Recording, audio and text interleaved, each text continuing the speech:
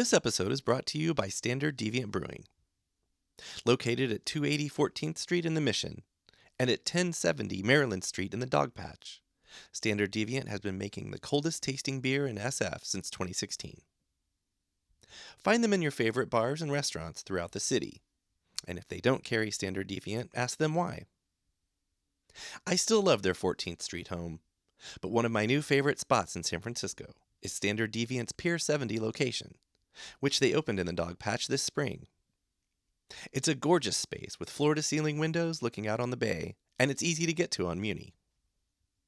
Even if beer isn't your thing, I'm guessing that good times and community are, and Standard Deviant has all of the above covered for you. Follow them on social media at Standard Deviant Brewing.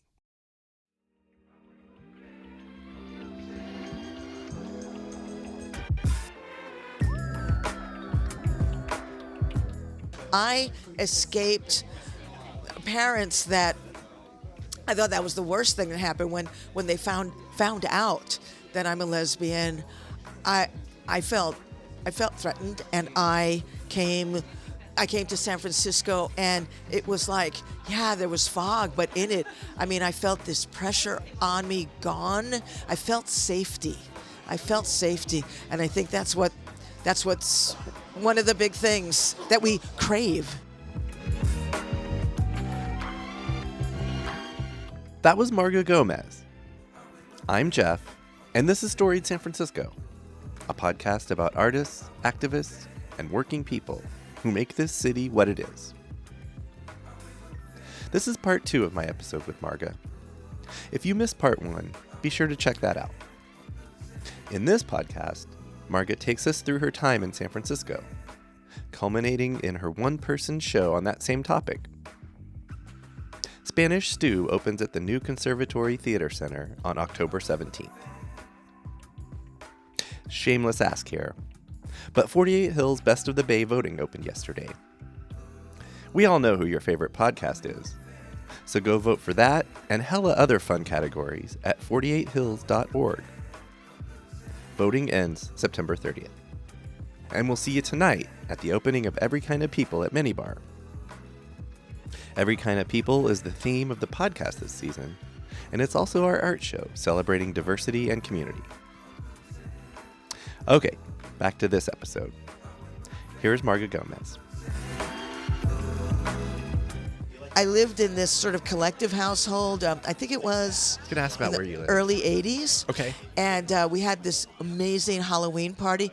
I lived with a lesbian and 2 gay men, and of course the decorations were fabulous. Yeah.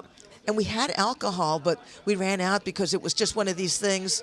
I think we called it Dawn of the Disco Dead. And people just started crashing it, and they ate all our stuff and drank all our stuff. Got too popular. Yeah, and then Coco came. Oh, into your place. Coco came late to the party, and I was so excited because I thought, now we're cool because Coco's here. And all I heard Coco say was, they're out of booze, and then left. Anyway, that was my first week. The important thing for you at the time was that Coco's here. Yeah, if only we did selfies back there. Oh, well. Couldn't prove it. I believe you. So that was my first landing in San Francisco, and then it became like my stomping grounds. Where was that first roommate situation, co-op situation? Like where in town? Oh, you mean... What neighborhood? It was on Elizabeth Street. Oh, just back over the way. Mm-hmm. And it was, again, this isn't, I'm sorry, I have to say, this is all in my new show, Spanish Stew, but it was another collective. Everything was a collective, right? Yeah. Collective and commune. Chore charts. People would make incredible chore charts. Yep. But everyone who lived in this house was a rolfer. And a rolfer was a kind of very painful massage that was very popular. Yes. It was all about rolfing and coffee enemas in 1976. Yep. And the bicentennial. So we crashed there for a while. But then, as often happens, the person you come with to San Francisco, we split Splitsville for sure. Yep. And then I found places to live, but living in the Rolfing household was not my happy place because we had to eat. We all had to eat together, and then we all had to like hold hands before we could eat. Okay. And the food was very vegetarian, bland, no spice, no hot sauce, no nothing, no meat, and Also not Cuban.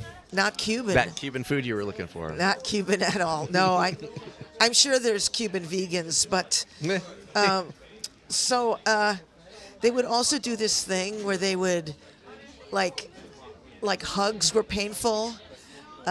Being touched by them was painful because what they do is they go into deep tissue stuff. Really roughing hurts. And they couldn't stop. They couldn't stop just to man. be a normal, weak handshake human being. Right. Yeah. Well, you got out of that. I got out So of that that. breakup was a blessing in disguise. It was. I mean, we were still friends. We've lost touch, but she had an affair, and I wouldn't let it go. And we didn't have the tools. We were just babies. Right. We didn't know how to talk through that. Yeah. So. But she drove, and she had drove. a car, and she got your ass to Oh San my Francisco. gosh, you're on her side. Yeah. No. I'm kidding. No, I'm saying it worked out for you. Oh, true. I'm just teasing. I'm teasing. No, but no, it's true. Clearly, I'm on your side. That's true. I should can't- find her and thank her. Yeah, I mean, if you're in an understood, committed relationship, monogamous, cheating is fucked. If there's an understanding. Yeah, It's but kind of but not if you're 19. sure. I think that's what you're supposed to do. Probably. Yeah, try to get as many as you can till True. You become 25. Right. It's and over. What You is gotta it? get a job. And the brain finishes forming or whatever it is. Yeah. 27 or something. Yeah. Yeah. So I want to know then, Marga, when for you did doing your art start? When, where, how? Maybe why? All right. Sounds like it was a little bit destined. Well, when I landed in San Francisco, I got this is 76, 77. I got a job in a restaurant, like a hippie cafe. It was called the Acme Cafe in Noe Valley on 24th Street. And everyone there was some kind of performer because, back then, this city was so affordable. Working class families could live here. People of color lived here, and artists lived here, and queer people. So everyone in this cafe was some kind of artist, and I was just excited to get a job as a cook because I lied my way into it, and I thought the coolest thing would be to be making omelets in this cafe where gorgeous people were coming in all the time. Some of the people who came to this cafe were R. Crumb, who did the Mr. Natural comics. John Waters would come into this, and I was just like, people would say, "Oh, well, what do you do?" Like people who work there, "What do you do?" And I go, "I make omelets and I make a damn good soup." Yes. But I was also working in a bathhouse called Fanilla's Finnish Sauna. It's on Market, over by where the cafe floor is on Market Street. Oh, yeah. And that was a very well-known staple in the community back then. And so I gave out towels, and it was Fanilla's bathhouse was run by this miser old man, Mr. Fanilla, and sadly, he definitely sexually exploited the women who worked there. I didn't know that so much, but they would have to get the job as a masseuse, which was, I guess, lucrative at the time. They would have to give him a massage, and he'd get a boner, and he was just gross and really incredibly cheap. Like he would come in and go, "I got you something," like, because I was a desk clerk, and it was like little golf pencils. Like, okay, great. Like they don't even have an eraser. Yeah, but But That is cheap. as a no eraser. Dude. But as a perk for the job, I could get all the steam I could get, Ooh, and yeah. it was an old fashioned steam sauna. Hell yeah. And everyone would come to the sauna. Now, women, there was like this community of older women, also ethnically diverse, who would come and get their steam, and also see each other. There was just like they were all Social friends. a little bit. Yeah. And there was an old Mexican woman, Mrs. Montoya, and she would come, and then she would leave her Chihuahua in the lobby, and I was supposed to like keep an eye on the Chihuahua, and she was a lot of people just annoyed me because I wasn't getting paid very much, and they were just always asking me to do put Yep. money in their cars in the meter Yep. and all this. Yeah. But Mrs. Montoya was my favorite story because she eventually got 86th because she started cooking tortillas on the stone of the steam bath because it's all hot stones. That's what makes the steam. Good place to make tortillas. She was to cook your tortillas. Yeah. She was heating up flour tortillas on there, and finally, it was reported. I didn't even know. It was frowned upon. Yeah, and they said you can't come back. And then there was another woman, a famous singer. I can't say her name, but she was kicked out for a while because at that time, in the late 70s, early 80s, people were doing another trend called primal scream. I've heard of that. Yeah. Can you explain for listeners and me what that is? Yeah. So this is a kind of therapy where basically things are bothering you. It always reminds me of that scene in the Liza Minnelli cabaret movie where they scream as a train goes by.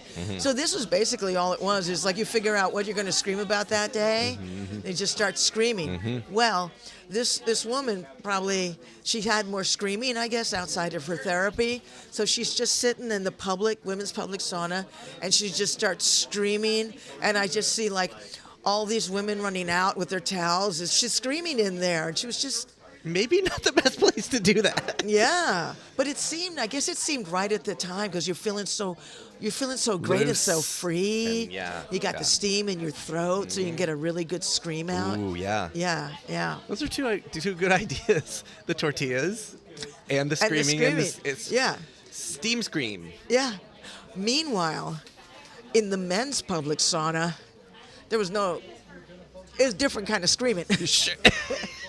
I was in charge of the private rooms, which were everything was just pretty nasty. In fact, I even got crabs at my job wow. at the Fanilla's Finish sauna. Okay. Because I remember the day before I realized I had crabs, is this woman was just. She was just like, there'd be like these slabs.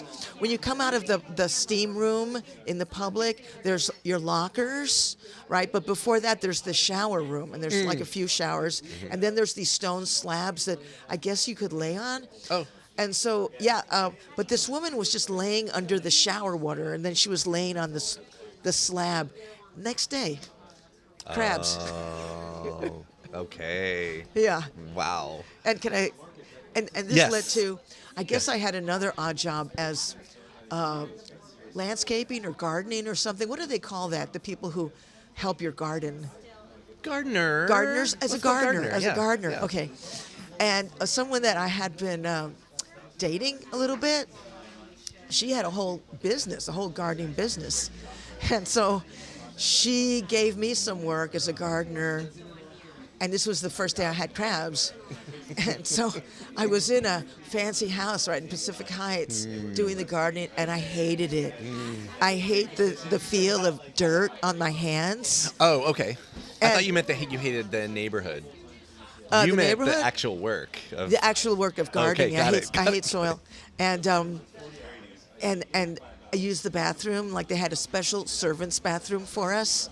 Right. And when I sat on the toilet, I actually saw the little crab. Oh, wow. Moving around. Yeah. Yeah. And Interesting. but fortunately, my gay male friends helped me, and they told me what to get. Quell. Oh, Quell takes care of it. Quell was popular. Quell yes. quells. Quell was the thing. Yeah. That was the thing to get. Marga, this might be the first crabs story on this podcast in 8 years. So thank you.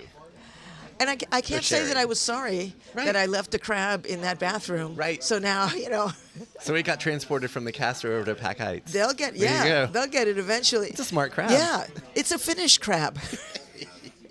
Yee. Beautiful skin on that crab. Yeah. Well, it was crab season, I guess. Oh man. So, Marga, you have a show, another new show coming up. Is it next month? You want to talk about that? Yes, please. Well, I just finished performing this like intense solo piece at the Aurora Theater. I am finishing the script for my 15th one-person show, and it's called Spanish Stew. And I began developing it at the Marsh in San Francisco, which is where I did my first one-person show. It got commissioned by the new Conservatory Theater Center, which is on Van Ness off of Market. Yeah. So I have a director, Richard A. Mosqueda, and I'm super excited about this project. They are encouraging me to make it a 2-act. I don't know, but it's all about the kind of stuff that we're talking about, because it's about this. Well, it's about a few things, because unfortunately the world is the way it is. So Yeah. it's about kind of the best year that I know of in San Francisco, in 1976. I mean, there was always gay bashings. There was always, zebra or Zodiac killers. There's always things like that. But as far as those things go, this was Harvey Milk was still alive. It was about a time of hope. The gay community was just starting to recognize its own power and gifts, its participation in San Francisco. And also, it's about cooking. Sadly, with the new regime, that I won't say too much about it because I won't stop if I start. But brown people and black people, I mean, everyone's been targeted. But the irony is that they still eat, they still want Mexican food. They still want Asian cuisine. They still want the food that we make, but they're going to try to deport the people who make it. Right. So it's about my venture into being a cook. It's about the food that I grew up with that is so emotional. I mean, it really is emotional to so many people who remember the food of their ancestors and their Right. family. So in a way, it's kind of a stew. The show is kind of a stew. It's a little of the history of San Francisco through my eyes, through my experience. Also horniness. It's a little bit about horniness. It's real. But it's also what keeps the show together. The glue of the show is the memory of the food that I grew up with. My mother is also a character in the show. And all the artists and the life that I found in San Francisco for the working class people, the people of color, and all the crazy artists, queer artists, somewhere in between. And it's about the joy of starting out as a 20-year-old in San Francisco. A baby. And then it's also enveloped in what we're going through now, because the show was intended to be all about the joy, but I can't do this show without acknowledging to the audience that I'm hurting too, and I don't know how to get through the next day. I know you don't either, and all I can really do is just like summon up a time that everything seemed good. So. And you said it hopeful at the very least. Hopeful, yeah, and that's what Harvey said. Give him hope. Yeah. So that's what we had. I escaped parents that I thought that was the worst thing that happened when they found out that I'm a lesbian.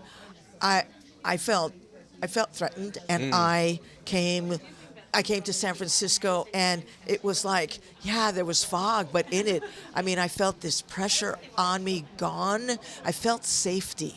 Yeah. I felt safety, and I think that's what's one of the big things that we crave. You felt a metaphorical hug that didn't hurt like the Rolfers. That's right. That's it. Do you want to tell folks how to find you, follow you, eventually buy tickets? Oh, that sure. kind of thing, please? Sure. I think probably the best thing is for them to go to my website, because I'll have the link right there, so they don't. So it's easy to remember, margagomez.com, and then I'll be dropping things on Instagram and. How do people find you there? Oh, the Marga Gomez. The Thank you. Marga Good Gomez. question. Yeah. Yeah. Yeah. And if I could just talk about my experience, I mean, it's heartbreaking what the arts community is going through, and I think we see it on a grander scale with what's happening to the Kennedy Center.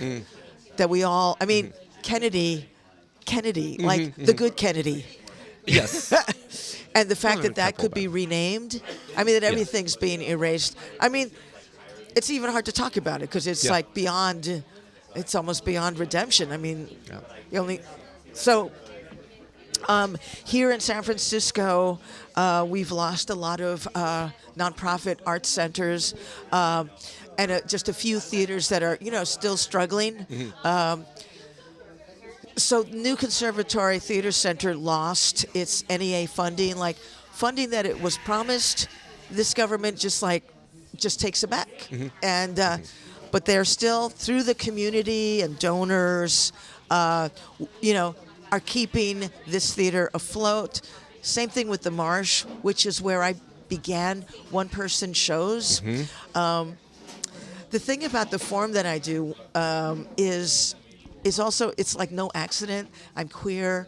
I'm Latina, and I have gone to this form. I've gone to this form because it is financially, like, possible for me to do a one-person show. Nobody has to give me permission. I could do a one-person show right now. I kind of did. So it's always been something that has appealed to artists who are LGBTQ, and artists who are of color, disabled artists, because it's storytelling. And you, it's a little bit of a buzzword, but folks would say you have agency in this art form. I have agency in this. Yes. And do you like it? You must like it. I love it. There you go. It. Yeah.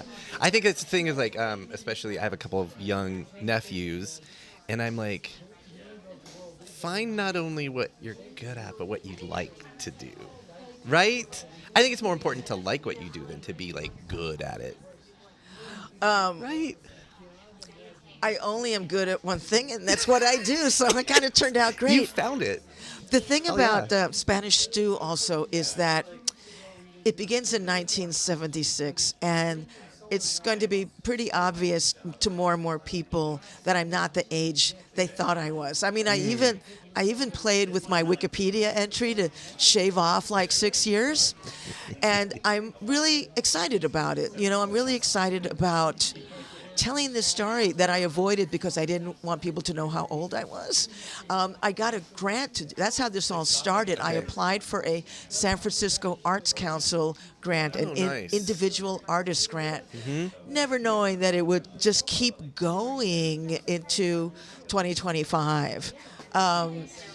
So I feel that, sure, I'm performing, I get applause, I might have an easy life, but I also feel like there's an urgency to even this story we have to remember that it can be joyful again somehow, and to just bring people back to life that are gone. I mean, even with my parents, I've been telling their stories. They're gone, but in a way they get to live. So someday when I'm dead, somebody will tell my story. Oh, you will. That was Marga Gomez. We recorded this episode at Noe Cafe in Noe Valley. On the next Storied San Francisco, meet and get to know every kind of people artist, Shrey Purohit. Episode 2 drops September 16th, wherever you get podcasts. And don't forget to join us tonight at Minibar for the opening of our Every Kind of People art show. If you can't make it today, the show will be up through October 21st. Music for Storied San Francisco was produced, performed, and curated by Otis McDonald.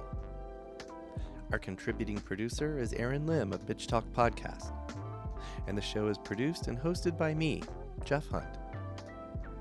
Now in our 8th season, we have more than 280 episodes available on our website, storiedsf.com, or wherever you listen to podcasts. If possible, please rate and review the show. I want to know what you think. Sign up for our monthly newsletter on the About page of our website, and follow us on Instagram and Threads at storiedsf. Reach us there or email us at storiedsf@gmail.com. Thanks for listening. Try to stay hopeful in these dark times. Keep being wacky, creative, and kind out there. And we'll see you next time on Storied San Francisco.